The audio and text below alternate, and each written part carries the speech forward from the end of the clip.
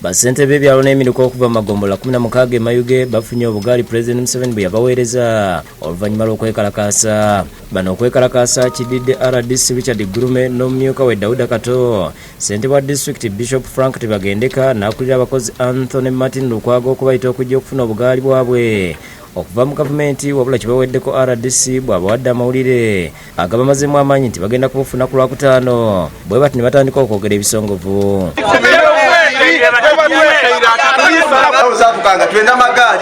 Kizibu kyowero sibona yakola musango ki tuli kwenda tugenda batuwa obugaali buli obumezeemu isubi buli kutalaga empanka obugaali kufuira gaida tukaida di kufuira kuno bade myo tuwa magaali tutuka wale abayiku kwati amagaali galwa kutanu kuba wano kutuka envwa mailo mpa okoboti omuntu gwamaze okulali koti dawano kabiro nkoboti kabiro kudida lwa mukaga wabudda lwa kumeka bakombye kwerima ne bagamba nti basobola kuddayo nga tebafunye bugaali era nga babuze ku katono okumenya gate mubadde mukuumira obugaali buno. Ndiko banga kyemanero siwa n'okuva ebonda nti mpo ano n'akagaali baketwika ku mutwe njena kukusiza ebiringo bugaali buli gano olwaleero okutweta kabi n'amalala tukoba ati mukume president n'abaide alokinga magaali eyo nayo nanzemba ne TV wange tibonanga ku president nga ali kugaba magaali so batufuye kwatuga amagali tujatwala amagali gaife kwatugaide batuwa amagali gaife kitulese wano gaali titujja kuva wano. Wabula oluvannyuma lw'okwekalakaasa essannyalaza n'entambula y'emirimu ku kitebe kya disitulikiti y'e Mayuge kiwaliza RDC Gurume n'abalala okutuuza olukiiko mu ofiisi ya ssentebe olumaze akaseera nga beegeeyamu okulaba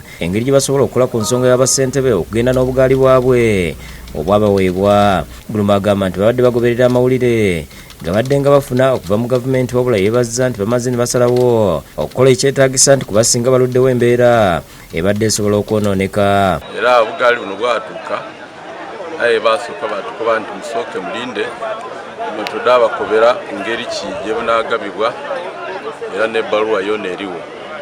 Ekyo ekyaleetera okugayalamu okubairiwo.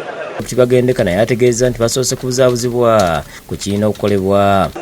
nenda kubategeeza nti nga muri kubona nibyo musoso kuwulira wabairewo ebitategeerekeke olw'ebbaluwa gye twafunye nga tegeze bantu twongezeeyo ku ogaba obugaali olwa abakungu ab'endawulo okuba nga bakumukolo guno. Aye nga chairperson twatya bamulukiiko twamulungula ensonga. Agambye nti bagabye obugaali 577 eri bassentebe b'ebyalo 493 n'emiruka 84. Tulina bwana Diso n'abantu abandi bona twenda okusiima gavumenti ne bassentebe b'ebyalo aba LC y'okubiri n'eyokusatu bafunye obugaali obutalejja bwe bakwasiddwa RDC Apollo Webale ku kitebe kya disitulikiti. Ne bassentebe basaba bongeze ku misaala kuba bafuna mutono. Mbadde nsaba gavumenti eyo etuusemu kukola obusente bwatuwaako omutwalo afadhali bayongezeko tufune akasente akawera.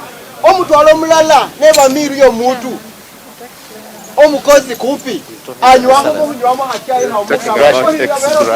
na RDC Webale asabye bassentebe okukola emirimu gyabwe mu bwesimbu. Kati naawe olina akagaaliko toyinza kusula njala ng'omuntu yakuwadde enkoko oba akabuzi kugenda n'okaleetera lumu n'okaleetera ku gaali eyo.